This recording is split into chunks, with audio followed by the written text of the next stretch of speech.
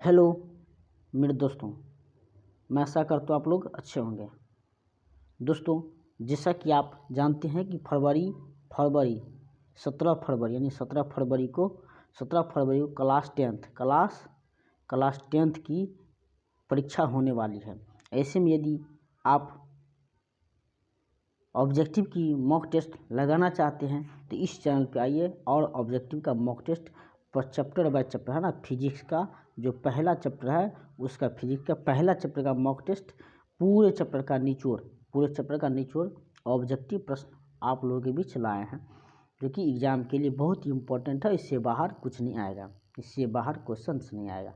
तो चलिए आइए इस चैनल पर और ऑब्जेक्टिव का फिजिक्स का जो टॉप क्वेश्चन होगा जो परीक्षा में पूछे जाएंगे 2026 यानी 17 फरवरी से जो एग्ज़ाम होंगे उस एग्ज़ाम के लिए वेरी इंपॉर्टेंट क्वेश्चन होंगे।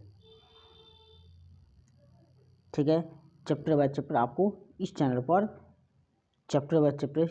पर ऑब्जेक्टिव प्रश्न मिलेंगे।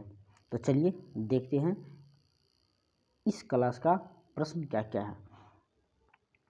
तो देखिए दोस्तों, पहला प्रश्न है गोलीय दर्पण। किसी गोलीय दर्पण में किसी भी है ना, किसी गोलीय दर्पण में प्रतिबिंब सदैव सीधा प्रतीत होता है। यह दर्पण कैसा होगा? यदि कोई गोलीय दर्पण है, मान लीजिए कोई गोलीय दर्पण है, इसमें प्रतिबिंब सदैव क्या होता है? सदैव सीधा प्रतीत होता है। तो दर्पण कैसा होगा बताइए। किसी गोलीय दर्पण में प्रतिबिंब हमेशा सीधा बनता है, तो यह दर्पण कौन सा होगा? तो बताइएगा, केवल समतल होगा, केवल अवतल होगा, केवल उत्तल होगा, केवल या तो समतल होगा या तो उत्तल होगा। बताइएगा क्या आंसर होगा। ठीक है, आंसर बताइए क्या होगा। तो दोस्तों, इस क्वेश्चन का जो राइट आंसर होगा डी हो जाएगा। ठीक है, डी हो जाएगा, सही उत्तर डी हो जाएगा। इस क्वेश्चन का सही उत्तर डी हो जाएगा। या तो समतल होगा या तो क्या होगा? अवतल होगा। ठीक है, सही उत्तल होगा। चलिए नेक्स्ट प्रश्न।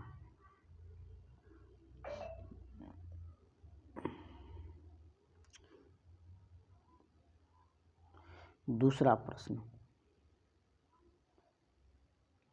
प्रश्न क्या है? मोटर गाड़ी है ना, मोटर गाड़ी में चालक के सामने लगा दर्पण होता है। मोटर गाड़ी में चालक के सामने कौन सा दर्पण रहता है? मोटर गाड़ी में चालक के सामने कौन सा दर्पण रहता है? समतल दर्पण, अवतल दर्पण, उत्तल दर्पण, इनमें से कोई नहीं। बताइए कौन सा राइट आंसर होगा। मोटर गाड़ी में चालक के सामने कौन सा दर्पण रहता है? क्या बताइएगा? तो उत्तल दर्पण रहता है। ऑप्शन से सी हो जाएगा, उत्तल दर्पण रहता है। मोटर गाड़ी में चालक के जो सामने लगाता है साइड मिरर में, वो उत्तल दर्पण लगाना होता है। ठीक है, क्योंकि उत्तल दर्पण का दृष्टि क्षेत्र क्या होता है? विस्तृत होता है, बड़ा होता है, इसलिए पीछे जो कोई वस्तु होता है उसको देखने में आसान होता है। चलिए नेक्स्ट प्रश्न ये रहा। एक अवतल दर्पण की वक्रता त्रिज्या 20 सेंटीमीटर तो इसकी फोकस दूरी होगी। एक अवतल दर्पण की वक्रता त्रिज्या 20 सेंटीमीटर, इसकी फोकस दूरी होगी। बताइएगा, एक अवतल दर्पण की वक्रता त्रिज्या 20 सेंटीमीटर, इसकी फोकस दूरी होगी 20 सेंटीमीटर, 10 सेंटीमीटर, 30 सेंटीमीटर, 40 सेंटीमीटर क्या होगी? इस क्वेश्चन का सही उत्तर बताइए क्या होगा। दोस्तों, इस क्वेश्चन का जो सही उत्तर होगा क्या हो जाएगा? त्रिज्या यानी कि त्रिज्या क्या होता है? आर दिया है कितना? 20 सेंटीमीटर। मांग रहा है क्या? फोकस दूरी एफ बराबर क्या होता है पता है? एफ बराबर 8/2 होता है। एफ बराबर 8/2 होता है, यानी कि 20/2 यानी कि 10 सेंटीमीटर। सही 10 सेंटीमीटर। ऑप्शन से बी सही उत्तर, ऑप्शन से बी सही उत्तर हो जाएगा। ठीक है, ऑप्शन से बी सही उत्तर हो जाएगा। क्लियर? चलिए नेक्स्ट प्रश्न।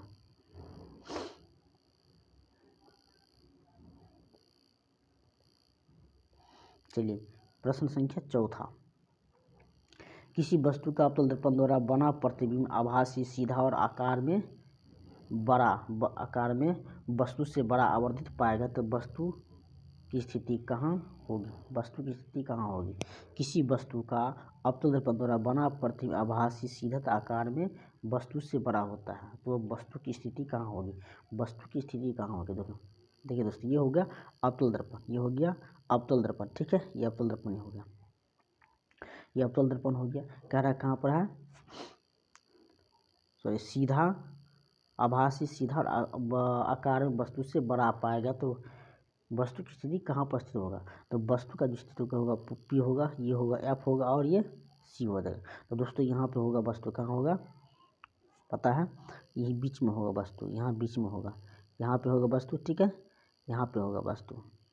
ये कहाँ से बनेगा, इस तरह से इधर से और इधर से यहाँ बनने के बाद, ठीक है, यानी कि कहाँ होगा ध्रुव और फोकस के बीच, ध्रुव और फोकस के बीच, यानी ऑप्शन से डी सही उत्तर हो जाएगा, ऑप्शन से डी सही उत्तर हो जाएगा। क्लियर, ऑप्शन से डी सही उत्तर हो जाएगा चौथा क्वेश्चन का राइट उत्तर। देखिए एनसीईआरटी प्रश्न, ये एनसीईआरटी प्रश्न है।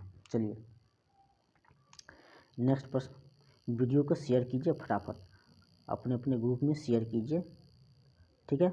चलिए, समतल दर्पण में बना प्रतिबिंब होता है, समतल दर्पण में बना प्रतिबिंब होता है, बताइएगा आभासी वास्तविक, कभी आभासी कभी वास्तविक, इनमें से कोई नहीं। तो समतल दर्पण में प्रतिबिंब होता है, बताइए। तो समतल दर्पण में प्रतिबिंब होता है दोस्तों, क्या होगा ऑप्शन सी आभासी हो जाएगा, क्या हो जाएगा आभासी हो जाएगा, आभासी प्रतिबिंब होता है, ठीक है, आभासी प्रतिबिंब, ऑप्शन से ये सही उत्तर हो जाएगा। क्लियर, ऑप्शन से ये सही उत्तर हो जाएगा। चलिए नेक्स्ट प्रश्न देखिए, दाढ़ी बनाने में कौन सा दर्पण सबसे उपयुक्त होता है, दाढ़ी बनाने में कौन सा दर्पण सबसे उपयुक्त होता है, दाढ़ी बनाने में कौन सा दर्पण सबसे उपयुक्त होता है, दाढ़ी बनाने में कौन सा दर्पण सबसे उपयुक्त होता है, बताइएगा। समतल दर्पण, अवतल दर्पण, उत्तल दर्पण, इनमें से कोई नहीं। दाढ़ी बनाने में है ना, दाढ़ी बनाने में कौन सा दर्पण होता है, तो अवतल दर्पण। कौन सा, अवतल दर्पण। दाढ़ी बनाने के लिए अवतल दर्पण का प्रयोग किया जाता है, ठीक है, ऑप्शन से सी सही उत्तर हो जाएगा। क्लियर, चलिए क्लास 10th है ना, क्लास, अगला प्रश्न क्लास 10th है ना, क्लास 10th का जो है फिजिक्स ऑब्जेक्टिव टॉप क्वेश्चन जो कि परीक्षा में पूछे जाएंगे, और ये पहला चैप्टर होगा, ठीक है। नेक्स्ट वीडियो में दूसरा चैप्टर मिलेगा, यानी कि चैप्टर बाय चैप्टर आपको इस चैनल पर मॉक टेस्ट, प्रैक्टिस सेट, यानी अभ्यास करने के लिए ऑब्जेक्टिव प्रश्न मिलेगा इस चैनल पर। आइए देखिए अगला क्वेश्चन क्या है, ऐसे पदार्थ जिनसे होकर प्रकाश आसानी से पार कर जाता है, तो मेरे प्यारे दोस्तों क्या होगा सही उत्तर, इसका आंसर है ऐसे पदार्थ जिनसे होकर प्रकाश आसानी से पार कर जाता है कहे जाते हैं पारदर्शी पदार्थ, अपारदर्शी पदार्थ, पारभासी पदार्थ, बटर पेपर। बताइए क्या होगा, जिनसे होकर प्रकाश आसानी से पार कर जाता है तो पारदर्शी हो, क्या होगा पारदर्शी पदार्थ हो जाएगा, ठीक है। पारदर्शी पदार्थ में क्या होता है, प्रकाश आसानी से पार कर जाता है, ठीक है, आसानी से पार कर जाता है। तो ऑप्शन से पहला सही उत्तर हो जाएगा, क्या होगा ऑप्शन से पहला सही उत्तर हो जाएगा। क्लियर, तो दोस्तों फटाफट शेयर कीजिए, अपने अपने ग्रुप में भी शेयर कीजिए, अपने अपने ग्रुप में फटाफट शेयर कीजिए। टॉप क्वेश्चन है, परावर्तन का कौन होता है, देखिए अपवर्तन ना, परावर्तन का कौन मांग रहा है, तो परावर्तन, आपतन और परावर्तन होता है, ठीक है, सॉरी अपवर्तन और परावर्तन होता है, बताइएगा अपवर्तन कौन और परावर्तन कौन होता है, तो परावर्तन का कौन मांग रहा है दोस्तों। परावर्तन कौन क्या होता है, आपतित किरण दर्पण की सतह पर खींचेगी, इसको छापते हैं पहले। परावर्तन कौन, मान लीजिए एक समतल दर्पण है, यहाँ से कोई आया आपतित किरण, यहाँ से कोई निकला और यहाँ पे एक लंब हो गया, ये लंब हो गया, ठीक है, ये हो गया आपतित किरण, ये हो गया आने वाली का आपतित, ये परावर्तित किरण और ये अभिलंब हो गया, ये क्या होगा अभिलंब हो गया। तो परावर्तन कौन कौन हो जाएगा, तो अभिलंब और परावर्तित किरण के बीच के कोण को जो होता है यह परावर्तन कोण होता है, ठीक है, परावर्तन कोण होता है। तो परावर्तित किरण आपतन बिंदु के बीच, आपतन बिंदु पर खींचे गए विलंब के बीच का कोण जो होगा ये परावर्तन कोण, ऑप्शन से डी सही होता है, ऑप्शन से डी सही उत्तर हो जाएगा, ठीक है, ऑप्शन से डी सही उत्तर हो जाएगा। क्लियर, ऑप्शन से डी सही उत्तर हो जाएगा, ठीक है। क्लास 10th का वेरी इंपॉर्टेंट है ना, क्लास 10th का जो वेरी इंपॉर्टेंट वीवीआई प्रश्न सब इस चैनल पे मिलने वाली है आज के बाद। मात्र कितना 17 फरवरी को आपको 17 फरवरी को एग्ज़ाम है। 17 फरवरी एग्ज़ाम है और 17 फरवरी एग्ज़ाम के लिए 17 चैप्टर से मैंने सभी चैप्टर से ऑब्जेक्टिव प्रश्न आप लोगों के बीच देने वाला हूँ। ठीक है, सभी चैप्टर से, साइंस हो, SST हो या मैथ हो। ठीक है, वेरी वेरी इंपॉर्टेंट क्वेश्चन मिलेगा। चलिए,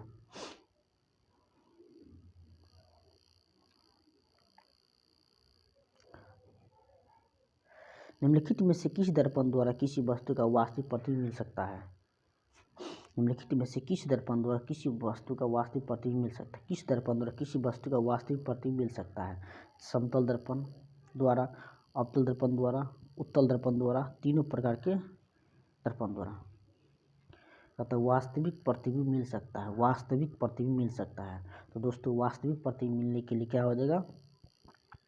केवल अवतल दर्पण का उपयोग रहे, है ना, अवतल दर्पण ही होगा। ठीक है, अवतल दर्पण होगा, अवतल दर्पण हो जाएगा। वास्तविक प्रतिबिंब के लिए अवतल दर्पण उपयुक्त हो सकता है। ठीक है, उपयुक्त हो सकता है। चलिए, नेक्स्ट प्रश्न। क्लास को शेयर कीजिए। ठीक है, क्लास को शेयर भी कीजिए, सब्सक्राइब भी कीजिए। यदि वीडियो अच्छा लग रहा है तो यदि सब्सक्राइब कीजिए, चैनल को दोस्तों के पास भी शेयर कीजिए। ठीक है, अगला प्रश्न, प्रश्न संख्या 10। निम्नलिखित में से किस दर्पण द्वारा किसी वस्तु का आभासी प्रतिबिंब प्राप्त किया जाता है? निम्नलिखित में से किस दर्पण द्वारा किसी वस्तु का आभासी प्रतिबिंब प्राप्त किया जाता है? केवल समतल दर्पण में, केवल अवतल दर्पण में, केवल उत्तल दर्पण में, यह तीनों प्रकार के दर्पण, तीनों प्रकार के दर्पण द्वारा। तो बताइए, आभासी हो रहा है। तो दोस्तों, यहाँ पर आभासी जो होगा, तीनों प्रकार के दर्पण द्वारा आभासी प्रतिबिंब प्राप्त किया जाता है। ठीक है, समतल में भी आभासी मिलता है, अवतल में भी, उत्तल में भी, और यानी कि इनमें से सभी में आभासी प्रतिबिंब प्राप्त होते हैं। यानी ऑप्शन से डी सही उत्तर हो जाएगा। चलिए, अगला प्रश्न,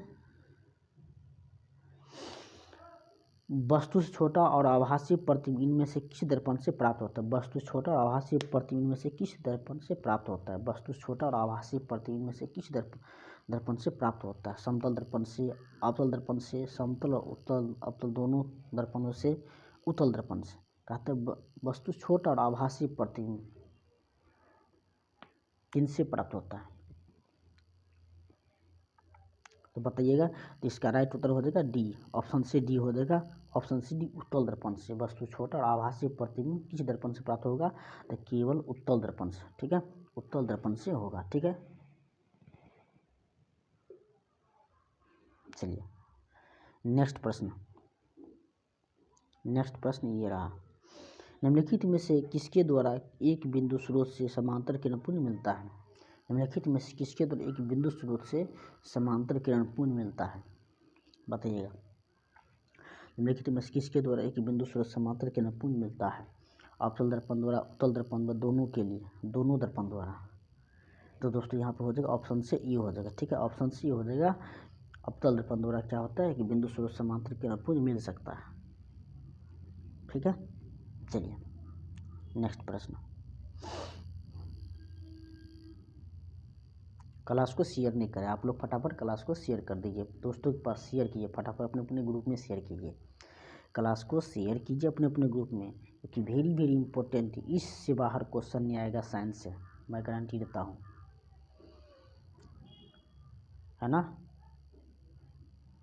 अगले वीडियो में जो साइंस फिजिक्स का होगा, हमको लगता है 2 चैप्टर से क्वेश्चन लेके आऊँगा, 2 चैप्टर से क्वेश्चन लेके आऊँगा। जितना लंबा वीडियो हो जाए कोई दिक्कत नहीं, 2 चैप्टर से क्वेश्चन लाऊंगा। ठीक है,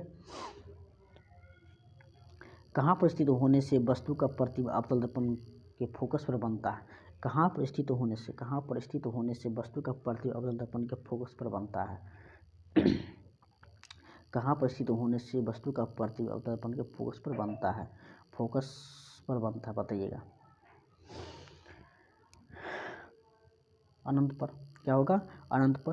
डी हो जाएगा उसका राइट आंसर, डी हो जाएगा। अनंत पर क्या हो जाएगा? अनंत पर हो जाएगा। ठीक है, चलिए, अवतल दर्पण की फोकस दूरी उसकी वक्र त्रिज्या कैसी होता है? अवतल दर्पण की फोकस दूरी उसकी वक्र त्रिज्या की कैसी होती है? फोकस दूरी जो होता है वक्र त्रिज्या की आधी होती है, वक्र त्रिज्या की आधी होती है। ठीक है, फोकस दूरी वक्र त्रिज्या की आधी होती है। ऑप्शन सी बी सही उत्तर हो जाएगा, ऑप्शन सी बी सही उत्तर हो जाएगा। क्लियर?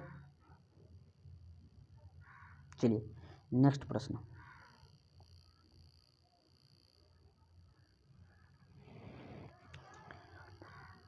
एक अवतल दर्पण में वस्तु की स्थिति फोकस और ध्रुव के बीच हो तो प्रतिबिंब होगा। एक अवतल दर्पण में वस्तु की स्थिति फोकस और ध्रुव के बीच हो तो प्रतिबिंब होगा। बताइए प्रतिबिंब होगा कैसा? वास्तविक और बड़ा, वास्तविक और छोटा, आभासी और बड़ा, आभासी और छोटा। बताइए क्या होगा? एक अवतल दर्पण में वस्तु की स्थिति फोकस और ध्रुव के बीच है, फोकस और ध्रुव के बीच है, यह कैसा हो जाएगा? काल्पनिक और बड़ा हो जाएगा। ऑप्शन से सी सही उत्तर, ऑप्शन से सी सही उत्तर। काल्पनिक और बड़ा हो जाएगा, काल्पनिक और बड़ा हो जाएगा। ठीक है, काल्पनिक और बड़ा हो जाएगा। चलिए नेक्स्ट प्रश्न।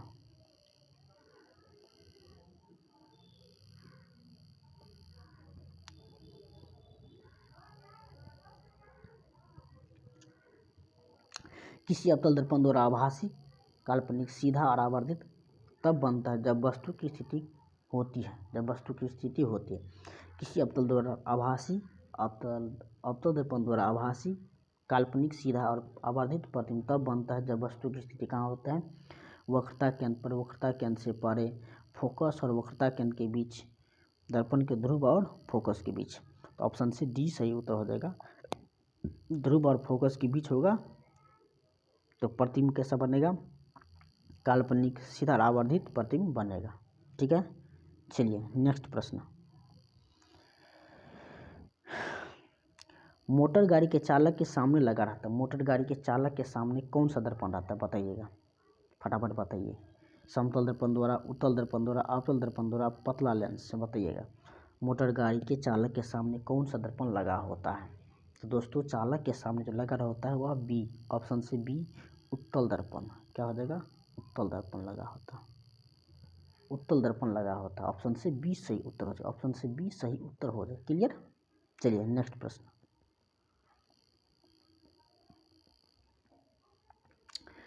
उत्तल दर्पण द्वारा बना प्रतिबिंब होता है, उत्तल दर्पण द्वारा बना प्रतिबिंब होता है। बताइए उत्तल दर्पण द्वारा बना प्रतिबिंब होता है। दोस्तों very very important, very very important है ना, वेरी वेरी इंपॉर्टेंट, यानी कि VVI प्रश्न इस चैनल पर आप लोगों के लिए लाया हूँ, जो कि बिहार बोर्ड 2000 फरवरी से 26 में फरवरी में जो एग्ज़ाम होंगे 17 फरवरी से, उसके लिए वेरी वेरी इंपॉर्टेंट प्रश्न है, वेरी वेरी इंपॉर्टेंट प्रश्न है।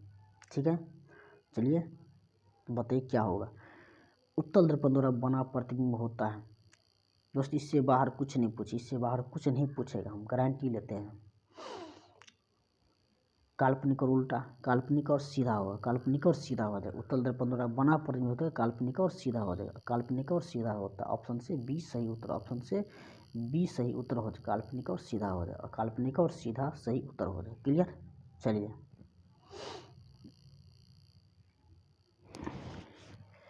उत्तल दर्पण द्वारा बना प्रतिबिंब होता है। देखिए उत्तल दर्पण द्वारा बना प्रतिबिंब होता है, यहाँ बताइए उत्तल दर्पण द्वारा बना प्रतिबिंब होता है हमेशा सीधा, हमेशा उल्टा, सीधा और उल्टा भी, इनमें से कोई नहीं। उत्तल दर्पण द्वारा बना प्रतिबिंब होता है, उत्तल दर्पण द्वारा बना प्रतिबिंब कैसा होता है? बताइएगा सही उत्तर। तो ऑप्शन से बी हो जाएगा, ऑप्शन से बी सीधा हो जाएगा। ठीक है, सॉरी बी नहीं, ए हो जाएगा। क्या हो जाएगा? ए हो जाएगा, ए हो जाएगा, सीधा हो जाएगा, सीधा। ऑप्शन से ए सही उत्तर, ऑप्शन से ए सही उत्तर हो जाएगा। क्लियर? चलिए नेक्स्ट प्रश्न।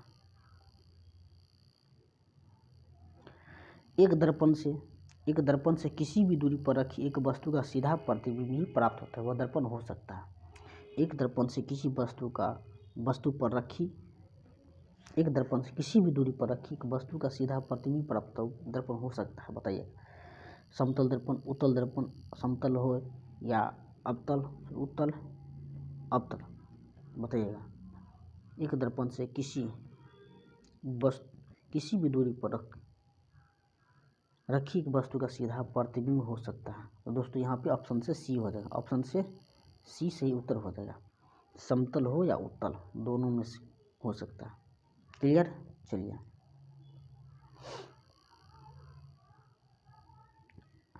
संबंध F=R/2 सत्य है। संबंध F=R/2 सत्य है किसके लिए बताइएगा। संबंध F=R/2 सत्य है किसके लिए सत्य है। उत्तल दर्पण के लिए परंतु अवतल दर्पण के लिए नहीं, अवतल दर्पण के लिए परंतु उत्तल दर्पण के लिए नहीं, अवतल या उत्तल दोनों प्रकार के दर्पणों के लिए। तो ऑप्शन नंबर क्या हो जाएगा, सी हो जाएगा, सही उत्तर हो जाएगा। क्लियर। ऑप्शन से सी सही उत्तर हो जाएगा। क्लियर। ऑप्शन से सी सही उत्तर हो जाएगा। ऑप्शन से सी सही उत्तर हो जाएगा। क्लियर। F=R/2, F=R/2 चाहे उत्तल हो चाहे अवतल, दोनों के लिए सही है, दोनों के लिए सही है।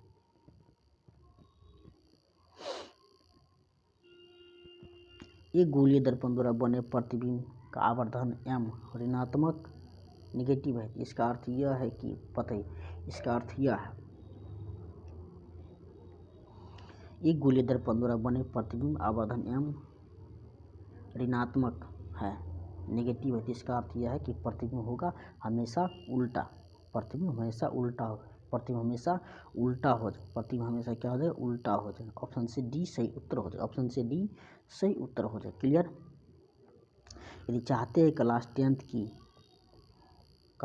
की 2026 और 27 की बैच पढ़ना चाहते हैं तो इस चैनल को जरूर सब्सक्राइब करिएगा और दोस्तों के पास शेयर कीजिएगा, क्योंकि इस चैनल पर 26-27 सेशन के लिए जो 10th की जो सिलेबस की तैयारी होगी, सिलेबस की तैयारी की मैथ साइंस SST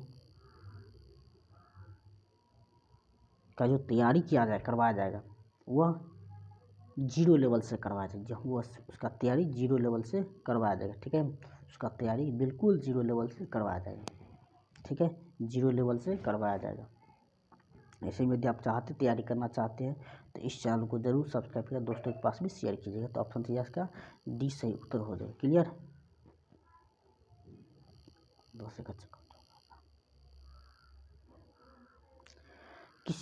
किसी अवतल दर्पण द्वारा आभासी काल्पनिक सीधा आवर्धित प्रतिबिंब बनता है, यह दर्पण की स्थिति निम्न में से कौन सी होगी, दर्पण की स्थिति निम्न में से कौन सी होगी बताइएगा।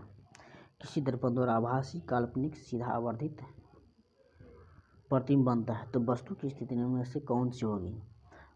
दर्पण और उसके फोकस के बीच हो जाएगा, फोकस और उसके वक्रता केंद्र के बीच होगा, वक्रता केंद्र पर हो जाएगा और वक्रता केंद्र से परे होगा।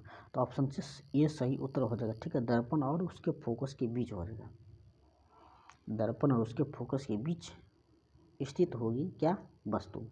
क्लियर। चलिए,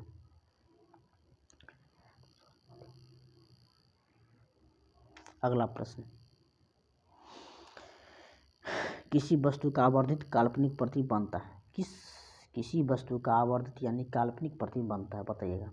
किसी वस्तु का आवर्धित यानी काल्पनिक प्रतिबिंब बनता है समतल दर्पण से, उत्तल दर्पण से, अवतल दर्पण से, इनमें से सबों से बताइएगा।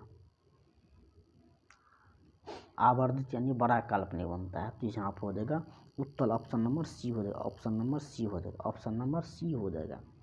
आवर्धित का मतलब बड़ा, तो बड़ा बनता है केवल अवतल दर्पण से ही, ऑप्शन से सी सही उत्तर हो जाएगा। क्लियर। चलिए, अगला प्रश्न। दाढ़ी बनाने के लिए उपयुक्त गोलीय दर्पण में सीधा प्रतिबिंब प्राप्त करने के लिए चेहरे को रखना होगा, चेहरे को रखना होगा बताइएगा।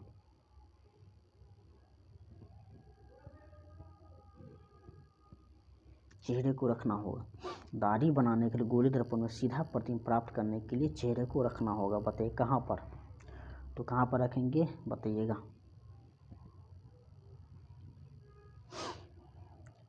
तो ऑप्शन से डी हो जाएगा। कहाँ पर, दर्पण के मुख्य फोकस और ध्रुव के बीच रखना होगा, दर्पण के मुख्य फोकस और ध्रुव के बीच रखना होगा। ठीक है, क्योंकि यहाँ पर रखने से क्या होता है, वस्तु का जो प्रतिबिंब होता है बड़ा बनता है, बड़ा होता है, बड़ा दिखता है, इसीलिए ऑप्शन नंबर डी सही उत्तर हो जाएगा। ठीक है, ऑप्शन से डी सही उत्तर हो जाएगा। चलिए,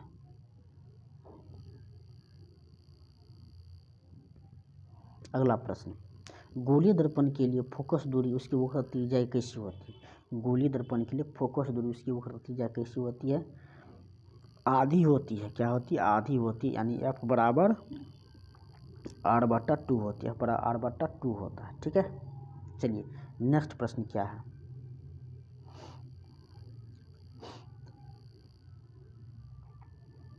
किसी वस्तु का वास्तविक तथा समान साइज का प्रतिबिंब प्राप्त करने के लिए बीम को उत्तल दर्पण के सामने कहाँ रखें? बताइए। किसी वस्तु का वास्तविक समान साइज का प्रतिबिंब प्राप्त करने के लिए बीम को उत्तल दर्पण के सामने कहाँ पर रखना होगा? तो लेंस के मुख्य फोकस पर, फोकस दूरी के दुगुनी दूरी पर, अनंत पर, लेंस के प्रकाशीय केंद्र और मुख्य फोकस के बीच। तो दोस्तों अनंत पर कहाँ होगा? अनंत पर हो जाएगा सी, अनंत पर सी हो जाएगा। ठीक है, अनंत पर हो जाएगा।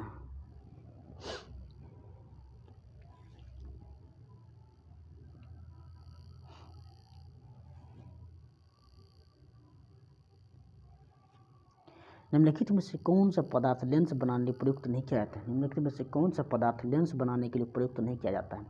जल, कांच, प्लास्टिक, मिट्टी। जल, कांच, प्लास्टिक, मिट्टी। निम्नलिखित में से कौन सा पदार्थ लेंस बनाने के लिए प्रयुक्त नहीं किया जाता है? जल, कांच, प्लास्टिक, मिट्टी। बताइएगा। तो यहाँ दोस्तों डी हो जाएगा, डी हो जाएगा, सही उत्तर हो जाएगा डी, सही उत्तर हो जाएगा डी। यानी मिट्टी जो है लेंस बनाने प्रयुक्त नहीं किया जाता है। मिट्टी लेंस बनाने प्रयुक्त नहीं किया जाता है, यानी मिट्टी लेंस बनाने प्रयुक्त नहीं किया जाता। चलिए बताइए।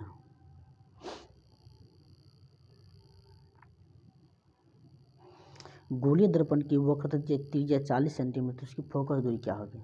गोलीय दर्पण की वक्रता यानी कि सी बराबर कितना है? वक्रता त्रिज्या आर बराबर कितना दिया है? 40। तो एफ बराबर 20 हो जाएगा, क्योंकि आधा होता है इसका। एफ बराबर 20 को उसका आधा होता है। ऑप्शन से सी सही उत्तर हो जाएगा। ऑप्शन से सी सही उत्तर हो जाएगा। क्लियर? चलिए नेक्स्ट प्रश्न।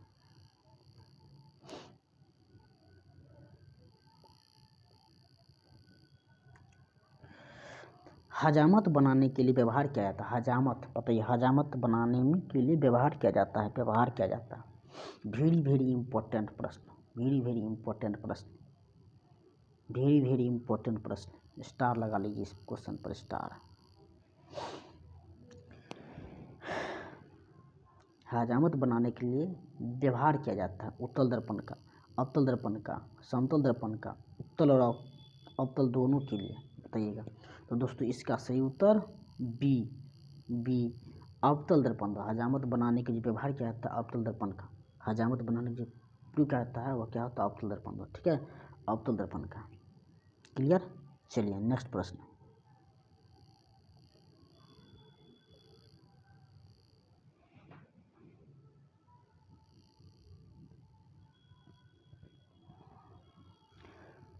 एक अवतल दर्पण में वस्तु की स्थिति ध्रुव और फोकस के बीच हो तो उसका प्रतिबिंब कहाँ बनेगा?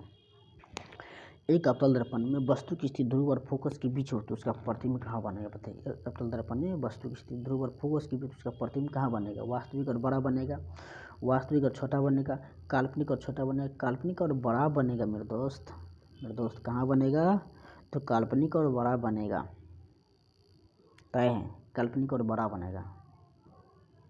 ठीक है, चलिए नेक्स्ट प्रश्न।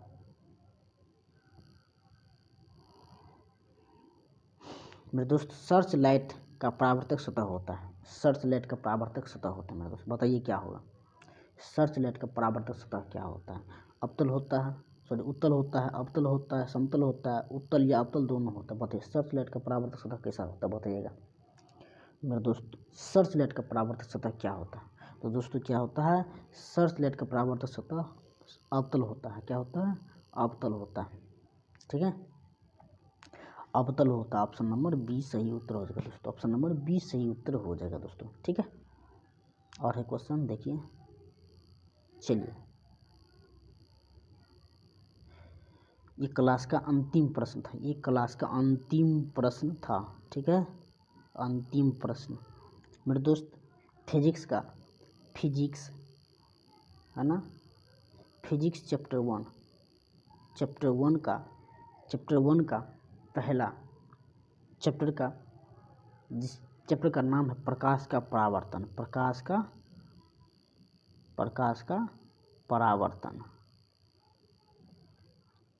परावर्तन। ये 32 क्वेश्चन हमने आप लोगों के बीच शेयर किए हैं। 32 क्वेश्चन आप लोगों के बीच शेयर किए हैं दोस्त। इस 32 क्वेश्चन में मानो तो इससे बाहर क्वेश्चन नहीं जाएगा, इससे बाहर क्वेश्चन नहीं आएगा। ठीक है दोस्तों, मिलते हैं नेक्स्ट वीडियो में। फिजिक्स का अगला चैप्टर का ऑब्जेक्टिव सारा लेकर के आप लोगों के बीच आने वाला हूँ। यदि वीडियो अच्छा लगे तो चैनल को ज़रूर सब्सक्राइब करिएगा और दोस्तों के पास भी शेयर करिएगा, ताकि इस तरह का वीडियो आप लोगों तक पहुंचता रहेगा। क्योंकि 10th में मेरा ये दावा है, ऑब्जेक्टिव में वही प्रश्न देंगे, वही प्रश्न परीक्षा में पूछे जाएंगे। ठीक है दोस्तों, मिलते हैं नेक्स्ट वीडियो में। तब तक के लिए एंजॉय कीजिए। और प्रतिदिन अब क्लास चलेगी, इस चैनल पर प्रतिदिन क्लास चलेगी। मैथ का हो, चाहे फिजिक्स का हो, चाहे केमिस्ट्री का हो, चाहे बायोलॉजी का हो, हर चैप्टर का क्वेश्चन मिलेगा। ठीक है।